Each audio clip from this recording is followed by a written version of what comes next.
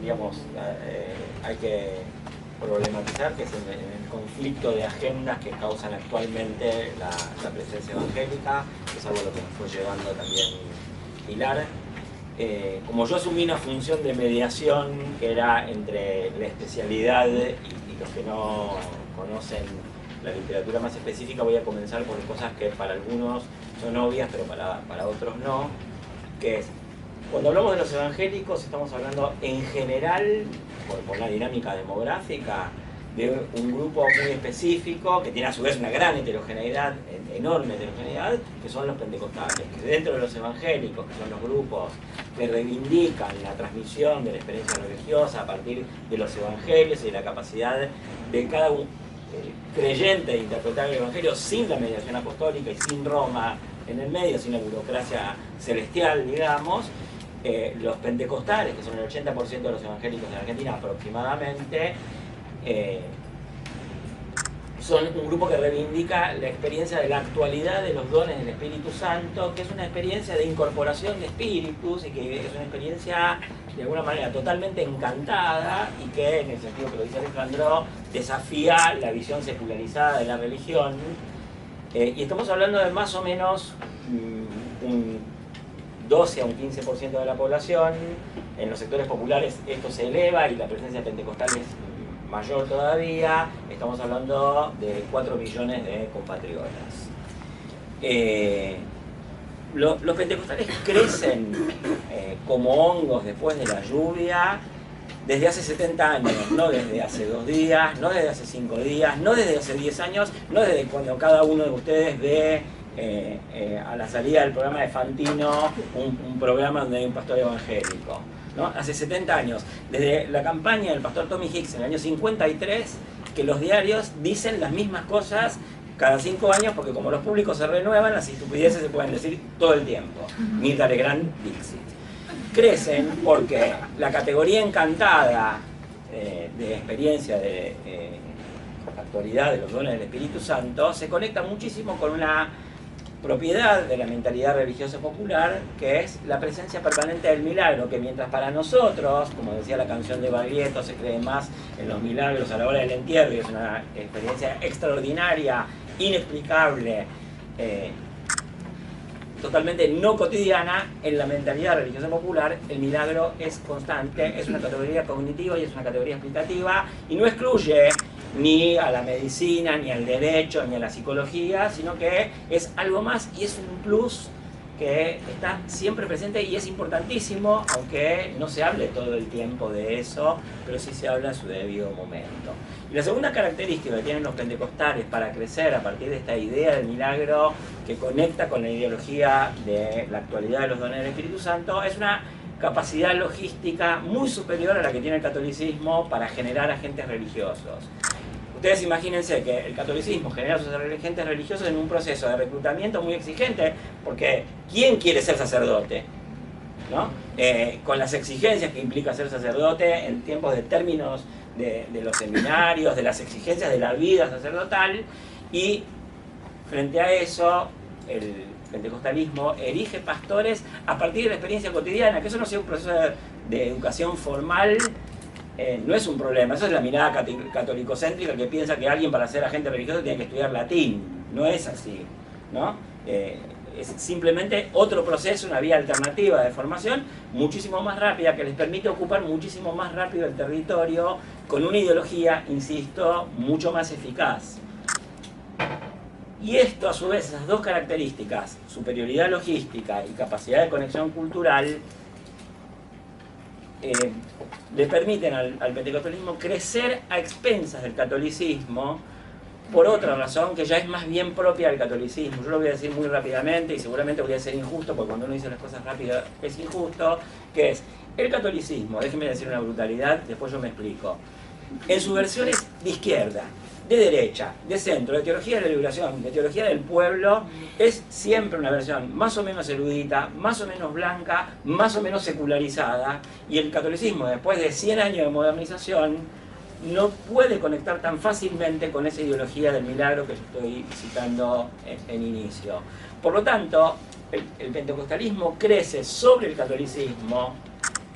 casi diría por los errores o por las deficiencias o por los límites del catolicismo, ¿no? Y eso es notorio, digamos, en los grandes conurbanos, donde estos tres factores, superioridad logística, superioridad cultural y límites del catolicismo, permiten que, mientras un grupo católico que quiere hacer una ermita para adorar a la Virgen tiene que hacer un trámite de ir a la diócesis, no, a la parroquia, a la diócesis, al Vaticano, volver de la diócesis a la parroquia y al Vaticano, 7 años tardan, y en esos 7 años, donde los católicos querían hacer una ermita para rezar, para contrarrestar el avance de los evangélicos generaron 70 pastores, ¿no? Bueno, entonces crecen por eso, no crecen porque los mandó la CIA, ¿no? Porque inclusive cuando la CIA mandó a la derecha norteamericana a influir sobre los evangélicos ya llevaban 40 años creciendo, ¿no? En general, nuestra percepción de los fenómenos es contraintuitiva y todos creemos que las películas empiezan cuando nosotros llegamos al cine. Y entonces cuando nosotros vimos los cines ocupados por los pentecostales, lo que no vimos es que ese fenómeno ya llevaba en ese momento 40 años de duración y que nosotros queríamos explicar la parte por el todo. En ese contexto específicamente quiero decir una cosa de algo que llama muchísimo la atención, que también es más para el público en general, porque algunos hemos seguido este proceso desde hace un tiempo, que es el de la Iglesia Universal del Reino de Dios. La Iglesia Universal del Reino de Dios es una iglesia pentecostal muy particular, que tiene una teología muy particular y una posición muy controvertida dentro del propio mundo evangélico en Argentina, no tanto en Brasil. Hay no solamente evangélicos, hay pentecostales que dicen que la Iglesia Universal del Reino de Dios es isopentecostal, porque parecen pero no son, ¿no? Y yo diría, mientras la mayor parte de los fieles pentecostales de la Argentina, que son el 80% de los evangélicos, se congrega en general en pequeñas iglesias, en redes totalmente autónomas, que no tienen más coordinación que un sentido común, la Iglesia Universal del Reino de Dios, que es una gran denominación centralizada, que tiene una forma de culto totalmente diferente, muy basada en mediaciones, es una iglesia, en realidad uno podría decir es paracatólica, ¿no? En el estilo de culto y en su liturgia. Yo diría, acompañando los temores fogoneados por todo el arco periodístico, desde Página 12 hasta La Nación, acompañando los temores, haciéndose cargo, como muchos serán el 2% de todos los pentecostales, y estoy exagerando muchísimo. Entonces una cosa que hay que decir es, uno no puede tomar la parte por el todo, porque, digamos, cae en un problema. Alejandro citó bastante este problema, que es si alguien mata a alguien y es católico no aparece su religión, pero si alguien mata a alguien y es pentecostal, sí aparece su religión. En este contexto, recuperando la intervención de Alejandro, voy a una cosa menos obvia, y ya también voy a terminar callando la boca para abrir el debate, es, nosotros afrontamos, un poco lo trazó eso Alejandro, en este contexto, ya en la actualidad, dos problemas, que uno es, Argentina es un país donde la diversidad religiosa es bastante difícil, ¿no? O sea, nosotros tenemos para los que no son católicos un Ministerio de Relaciones Exteriores y Culto que pone casi en la extranjería a quien no es católico, ¿no? Y constitucionalmente, inclusive, hasta hace poco, relativamente en la historia argentina, uno no podía ser presidente si no era católico, por lo tanto la identidad religiosa, la pertenencia religiosa que no fuera el catolicismo era una ciudadanía de segunda. Todo eso deja trazos profundísimos en la cultura y sigue, no hay pluralismo religioso en Argentina. Al mismo tiempo, han ocurrido otras transformaciones desde que nosotros mismos hemos empezado a estudiar estas cuestiones que tienen que ver con otros pluralismos, que tienen que ver con género, con orientaciones sexuales, con identidades, y empieza a haber en el espacio público un conflicto de pluralismos, y la preocupación nuestra es qué van a hacer los evangélicos en ese conflicto de pluralismos, y nuestra preocupación es defender los pluralismos contemporáneos sin recaer en el totalitarismo y el antipluralismo religioso. Y la primera cuestión, y por eso dije todo lo que dije, es entender de dónde vienen los evangélicos. Los evangélicos no son ninguna conspiración, no son ningún resultado de la evolución negativa de la sociedad argentina. son, digamos, no son la hinchada de River, perdón por lo que voy a decir, ¿no? Y en ese contexto, digamos, quiero situar más particularmente, ya retomando los efectos de la intervención de Pilar y de Marcos, las cuestiones más relativas a la política. Todos estamos impresionados por lo que pasó en Brasil y yo quiero situar algunas diferencias. La primera gran diferencia con lo que sucedió en Brasil es que los evangélicos en Brasil son más del 30% y acá no llegan al 15%.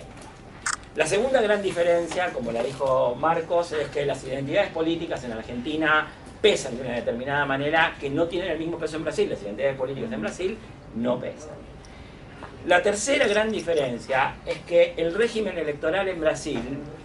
permite que las candidaturas evangélicas sean efectivas y baratas, porque el régimen de elección uninominal de diputados permite que con movilizar pocos votos, y una iglesia los puede movilizar, o incluso una iglesia grande, se elige un diputado. Y a su vez eso se retroalimenta con una característica del régimen parlamentario brasileño que no es en Argentina, que es la fragmentación en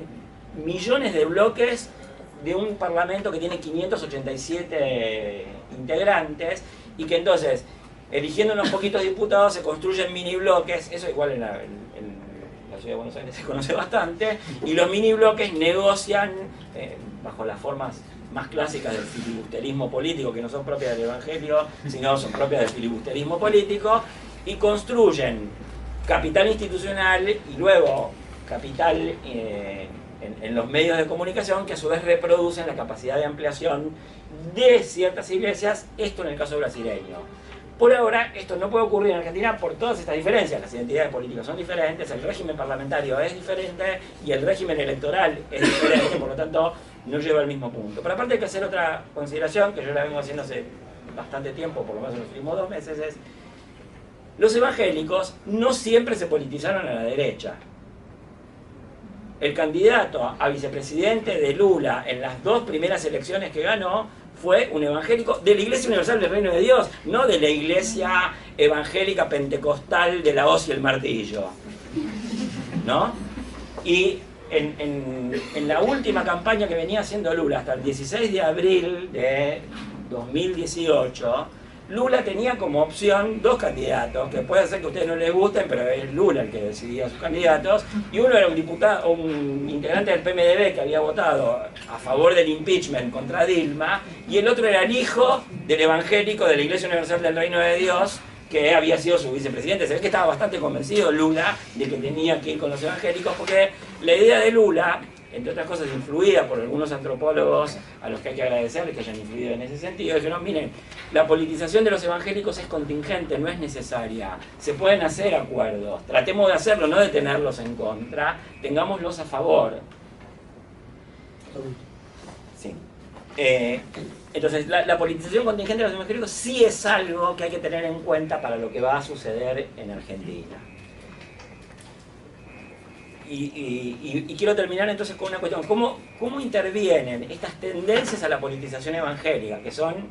contingentes, ambiguas, con propensión a la sensibilidad social, pero al mismo tiempo con propensión al conservadurismo cultural y con una capacidad relativamente menor de movilización política en la estructura de conflictos y enfrentamientos políticos de la sociedad argentina contemporánea? Y a mí me parece que ahí viene lo que viene a ser interesante de aquí en más, interesante y problemático, que es: nosotros actualmente, no por culpa de los evangélicos,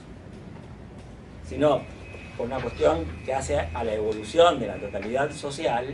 estamos viviendo una gran ofensiva conservadora que consiste en la reverticalización de las relaciones sociales, cuya verticalidad había sido cuestionada en los últimos 15 años, en general en América Latina.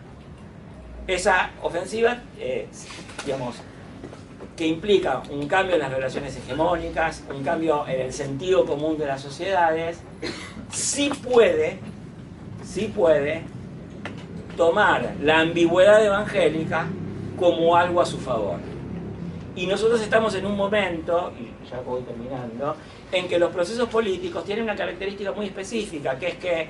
las elecciones ya no son solamente expresivas de identidades políticas previas, de construcciones arquitectónicas, de aluviones, sino que son en sí mismas instituyentes de identidades y relaciones políticas, y son eventos que duran más o menos un año y que son un fuego que, como la chispa que incendia la pradera, según Lenin, o debe haber una metáfora bíblica también para eso, y que cambia todos los panoramas. Entonces la pregunta es, ¿qué va a pasar en este contexto de cambio de las relaciones de fuerza, de ofensiva conservadora, de cambio de las características de los procesos electorales con los evangélicos y su ambigüedad? Bueno, lo que va a pasar, como diría Cristina, lo que va a pasar depende de ustedes, porque depende en dos sentidos. Las fuerzas progresistas, si se siguen refugiando en el antievangelismo de sentido común, dictado por Fantino, por La Nación o por Página 12, lo único que van a lograr es emblocar en contra a la mayor cantidad de evangélicos posibles. Si no hacen eso, tal vez puedan hacer otra cosa y el mundo evangélico permanecerá más o menos dividido en términos de sus sensibilidades políticas previas, donde, bueno, hay evangélicos que son peronistas, hay evangélicos que son radicales, hay evangélicos que son más de izquierda, hay evangélicos que son más de derecha, pero son todos evangélicos. Entonces, yo lo que diría es, tratemos de mirar a los evangélicos como si fuesen personas, sujetos activos, todos queremos ser personas, los evangélicos también, me parece perfecto, interpelables políticamente y,